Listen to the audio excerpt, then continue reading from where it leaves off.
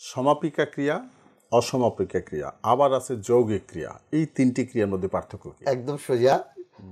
সমাপিকা ক্রিয়া হলো যে বাকি ক্রিয়াটা সমাপ্ত হয় সেটা সমাপিকা, সমাপ্ত না হলে অসমাপিকা ক্রিয়া, আর দুইটা মিললে যৌগিক ক্রিয়া। এই দুইটা মিলে যৌগিক ক্রিয়াটা উদাহরণ। আমি তিনটে দিচ্ছি। ধরুন সূর্য উঠেছে, পাখি গান গেয়েছে, তুমি খেয়েছো, আমি লিখেছি, তারা এসেছে, এটা সমাপ্ত সমাপিকা। আর অসমাপিকা কি জানেন? সূর্য উঠলে তো কি হয়েছে, পাখি গাইলে তো কি হবে, দেখেন এই যে কিছুই নাই আর, এটা হলো অসমাপিকা ক্রিয়া।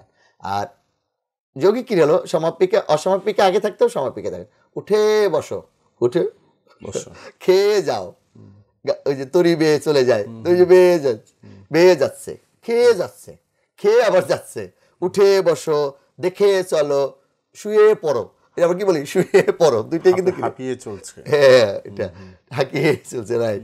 তাহলে এই যে দেখে চলো, খেয়ে যাও, এটা হলো যৌগিক ক্রিয়া, একদম সোজা। তাহলে যে বাকি ক্রিয়াটা সমাপ্ত হলো সেটা হলো সমাপিকা, সমাপ্ত না হলে অসমাপিকা ক্রিয়া, আর একটি অসমাপিকা এবং একটি সমাপিকা ক্রিয়া নিয়ে যে বাক্য গঠিত হয় এটা যৌগিক ক্রিয়া। জাস্ট একটা সমাপিকা ক্রিয়া বসবে আর একটা হচ্ছে অসমাপিকা ক্রিয়া বসবে, পাশাপাশি বসলে এটা যৌগিক ক্রিয়া হয়ে যাচ্ছে। রাইট, অনেক ধন্যবাদ। আসুন মায়া ছড়াই।